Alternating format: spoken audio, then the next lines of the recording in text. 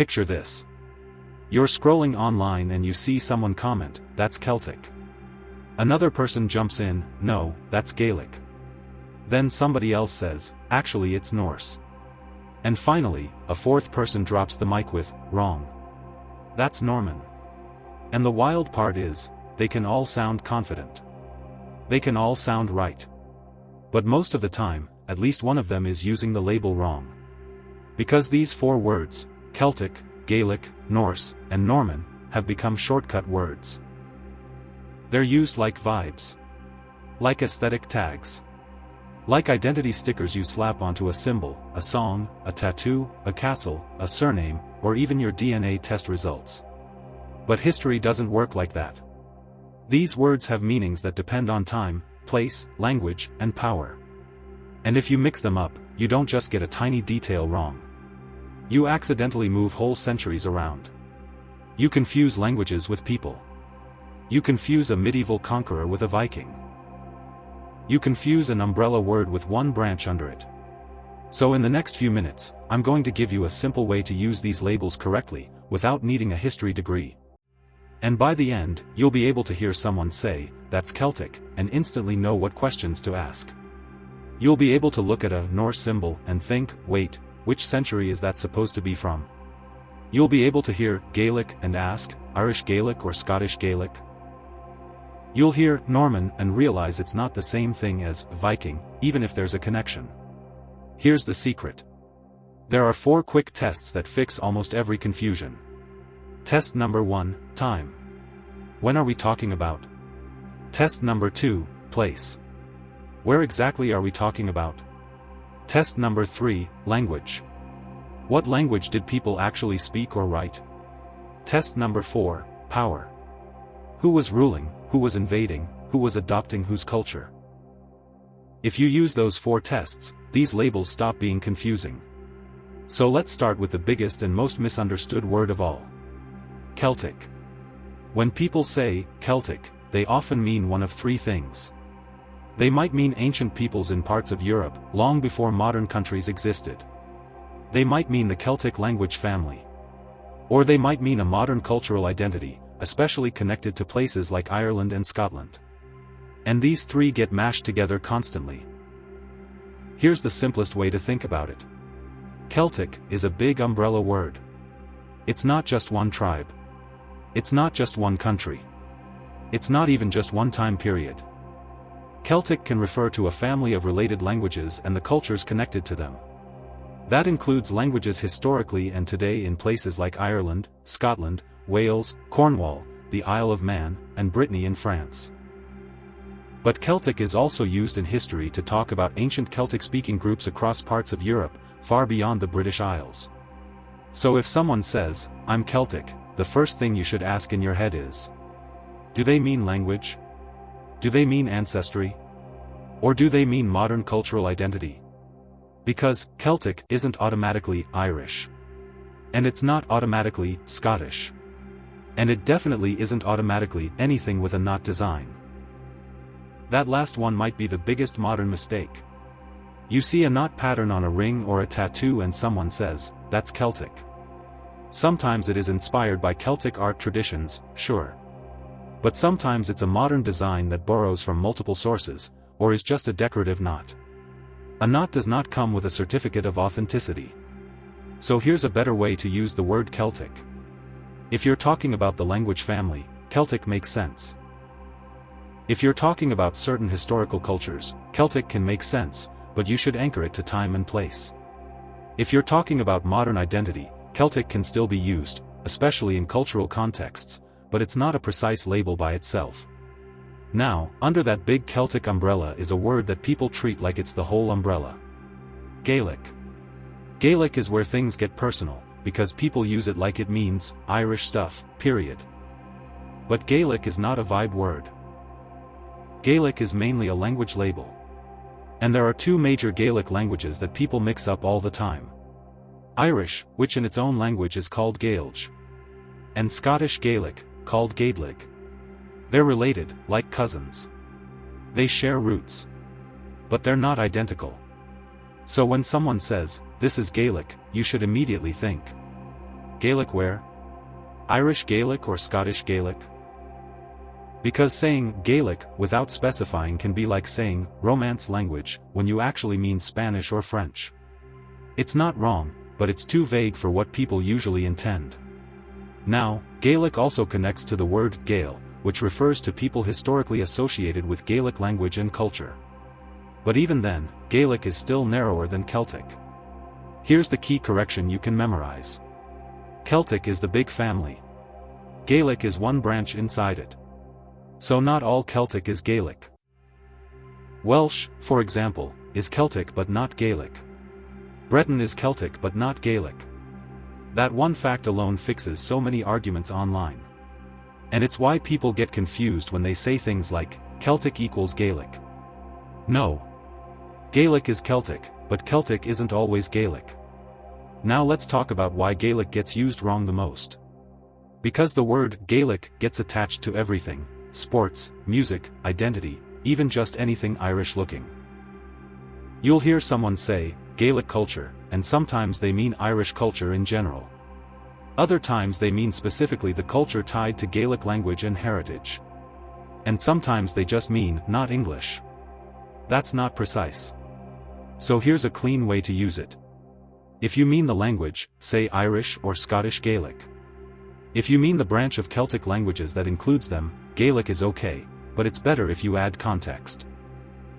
If you mean modern nationality, say Irish or Scottish, because Gaelic isn't the same as nationality. Now, we've covered Celtic and Gaelic. Next comes the word that gets slapped onto anything Viking-shaped. Norse. When people say Norse, they often mean Viking. And that's close, but still messy. Norse usually refers to the cultural and linguistic world connected to Scandinavia in the Viking Age, especially tied to the Old Norse language. So Norse is not just Norway today. It's not just Scandinavians in general. And it's not automatically anything with a horned helmet, which, by the way, is mostly a modern myth. Norse is a time-and language-anchored label.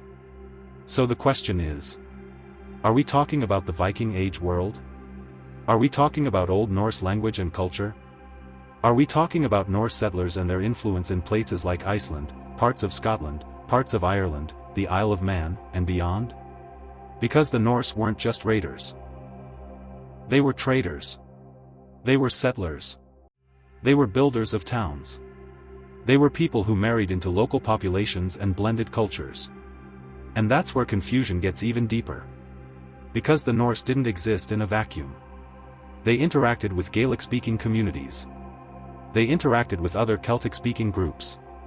They left footprints in place names, language, and culture. So you can absolutely have moments in history where Celtic and Norse worlds overlap. That overlap is real. But overlap doesn't mean same thing. Now here's a common Norse mistake. Someone sees a medieval castle in Britain or Ireland and says, the Vikings built that. Most of the time, no. Most of the time, that's not Norse at all. And that brings us to the fourth label. Norman. Norman is one of the biggest plot twists in European history, because Normans have a connection to Norse origins, but they become something different. The story starts with people from a Viking background settling in what becomes Normandy, basically, in the region of northern France. Over time, they adopt the language and culture around them. They become French-speaking. They become deeply medieval European in how they organize society. They become masters of castles, administration, and conquest. So yes, there's a distant connection to Norse beginnings. But by the time we're talking about Normans invading places and building castles, they aren't Vikings, in the classic sense. They are not the same culture as the Norse raiders you imagine from the early Viking Age. Norman is a label that screams medieval power. Castles. Knighthood. Feudal systems. Land control. Paperwork and law.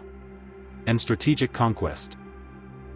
So if you see a stone castle with the kind of medieval design people associate with conquest and control, Norman is often a better guess than Norse. But don't guess based on vibes. Use the tests. Time. Place. Language.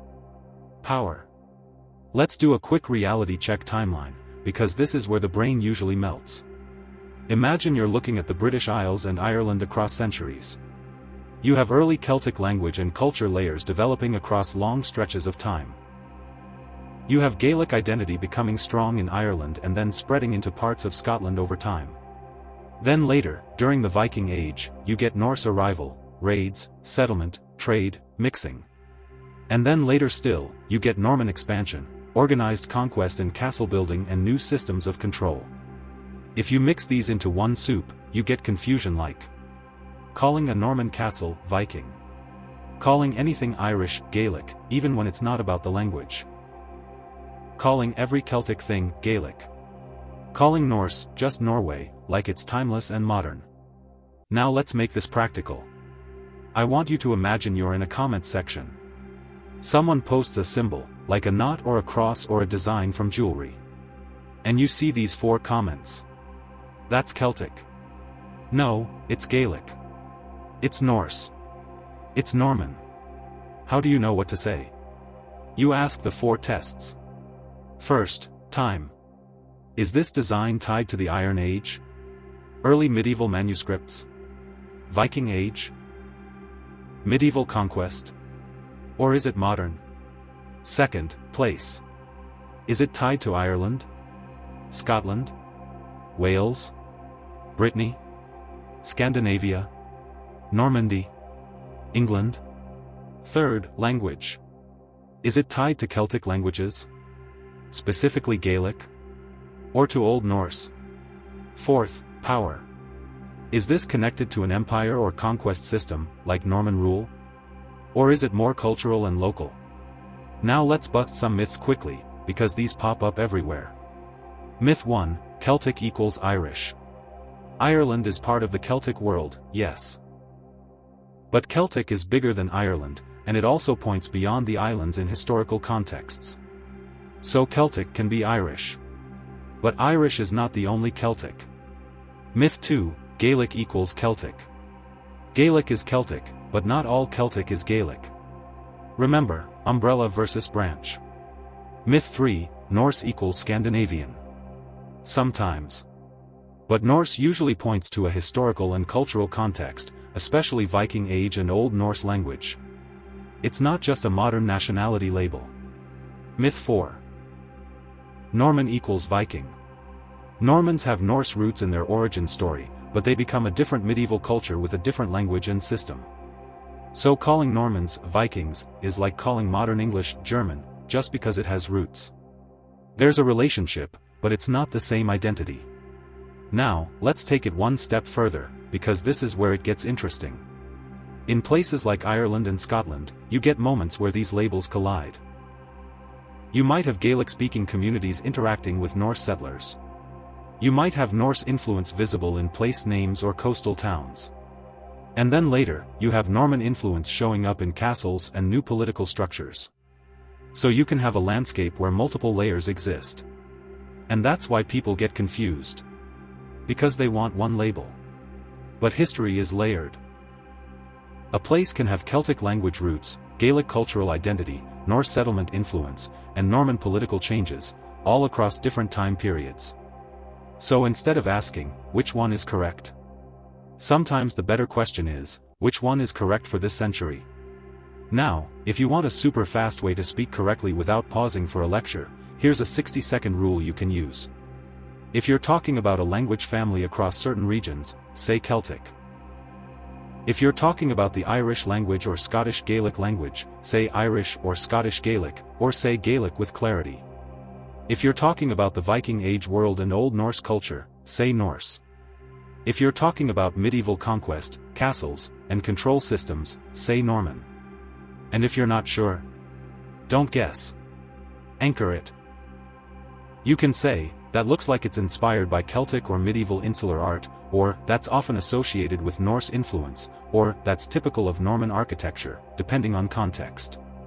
Because the truth is, a lot of modern usage is inspired by multiple things. And if someone tries to force you into a one-word answer for a complex topic, that's usually a sign they're not using the labels accurately. Let's do a few quick examples, just so it sticks. If someone says, I listen to Celtic music, what do they usually mean? They usually mean music traditions from places like Ireland and Scotland, sometimes Brittany, sometimes Wales, modern folk styles that people group under Celtic. That's a cultural label more than a strict historical one. Not perfect, but common. If someone says, "I'm learning Gaelic," what should you ask? Irish or Scottish Gaelic? Because that tells you what language they actually mean. If someone says, "This is a Norse symbol," what should you ask? From which source? What time period is it supposed to be from? Is it connected to Old Norse and Viking Age material, or is it a modern symbol people associate with Vikings? And if someone says, "The Vikings built this castle," what should you ask? What century is the castle from? Because if it's medieval stone castle architecture associated with conquest and administration, you're probably looking at Norman influence, not classic Norse raiders. Now, I want to end with the big reason people keep mixing these labels up. Because they're trying to compress identity into a single word. They want one label to explain everything: ancestry, culture, language, history, and symbolism. But those things don't always line up. Language can shift. Culture can blend. Power can replace local systems. And people can adopt customs without changing their identity overnight. So instead of treating these labels like fixed boxes, treat them like tools. Celtic is a tool for language family and broad cultural historical contexts. Gaelic is a tool for a specific branch of Celtic languages and the cultures around them. Norse is a tool for Viking Age Scandinavian cultural and linguistic context. Norman is a tool for medieval conquest, governance, and a distinct identity shaped by blending and power. And if you remember just one sentence from this whole video, remember this. Celtic is the umbrella, Gaelic is one branch, Norse is a Viking Age world, and Norman is medieval power built from mixed roots. Now I want to hear from you. Which one of these labels have you used the most, Celtic, Gaelic, Norse, or Norman? Drop it in the comments, and if you want, tell me what you were using it for: music, ancestry, tattoos, symbols, or history, and I'll tell you the cleanest, most accurate way to say it. And if you want a part 2, where we go through the most commonly mislabeled Celtic and Norse symbols people wear without knowing the meaning, hit subscribe and I'll see you in the next one.